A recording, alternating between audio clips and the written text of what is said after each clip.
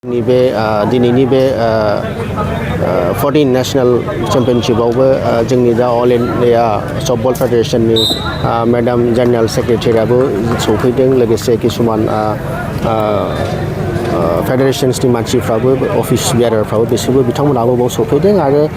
खुब मोजां भागैनो दा जिथु खेलाथ' आरम्भ जाबाय आरो बिसोर मोजाङै सालायलांगासिनो दङ आरो जेबो उसुबिदा जायालाबानो बहुत मोजाङैनो सालायलांदों आरो मोजाङैनो सालायलांगोन होननानै बे साननैनि दिनाव जे कम्पिटिशना जागासिनो दं आं बेखौबो सानो आरो कम्पिटिशनखौ लाबोनाय मोनसे उद्देश्यआबो जाबाय कि माने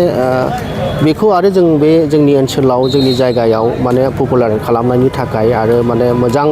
मानसिफ्रा गोबां मानसिफ्रा आरो जि डिस्ट्रिक्टफ्राव जों दासिमबो माने बेखौ इन्ट्रडिउस खालामनो हायाखै बहुत जायगायावनो हायाखै दाबो गतिके बेफोरखौबो मोनसे थांखि कि माने बेफोर जायगायावबो जों बेखौ थाबनो जेन माने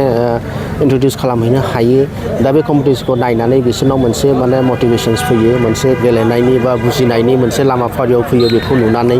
बेबो जोंना मोनसे थांखि बेखौ आरो जेसेबां कम्पिटिशन जायो जेसेबां बाहेरनि कम्पिटिशन लाबोनो हायो बेखौ आंनि सिगांनि माबायावबो आं बुंखादोंमोन कि माने बेबो मोनसे जोंनि हारिनि बा जोंनि जायगानि जौगाथायनि मोनसे लामा फारि बादि होननानै स' गतिके बियो मोनसे बहुत मोजां आरो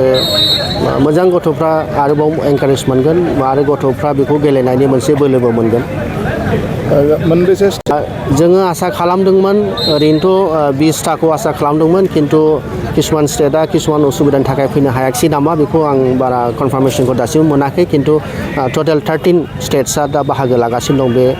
14 माने हौवा हिन्जाव नेशनेल सिनियर सफ्टबल चेम्पियनशिपआव सफ्टबल एस'सिएशननि बानजायनायाव दिनै जोङो मोजाङै मोजां बे सफ्टबल 14 नेशनेल सिनियर नेशनेल चेम्पियनशिपखौ खालामनो हानानै जों बहुत गोजोननाय मोन्दों आरो बहुत मोजाङैनो बेखौ जों खालामनो हानायखौबो आं सानो दिनैनि दिना बिराद मोजाङैनो जों खालामलांनो हाबाय जोंनाव जि माने आलासिफ्रा फैनो गोनां खोथामोन बिथांमोना गावसिनि मोनसे प्रि अकुपाइड किसुमान माने एंगेजमेन्ट थानायखाय नुजाफैनो हायासै चिफ साराबो दङमोन खिन्थु माने जायनि जायगायाव आरो जोङो सना रुफा आरो हिरानि जुवेलारि गाननो मोजां मोनग्रा सुबुंफोरनि थाखाय गोजोनथाव खौरां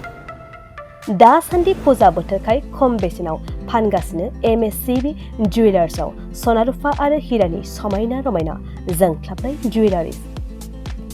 MSCB जुवेलार्सआव मोननो हागोन राजकोट जुवेलारि कास्टिं जुवेलारि कलकाता जुवेलारि मेसिनजों बानायनाय जुवेलारि आरो आखाइजों बानायनाय जुवेलारि लोगोसेनो हाबा हुखायाव गाननो थाखाय सना आरो हिरानि समायना जुवेलारिसफोरखौबो मोननो हागोन MSCB जुवेलार्सआनो दं क'क्राझार सहरजों नांजाबनाय क'क्राझार रेल गेटनि साखाथि वार्ड नं 5 बिबेकानन्द पथआव MSCB जुवेलार्सजों थोंजोङै जगाजग खालामनोबो हागोन 9954273079 जानबुं अनजिमायाव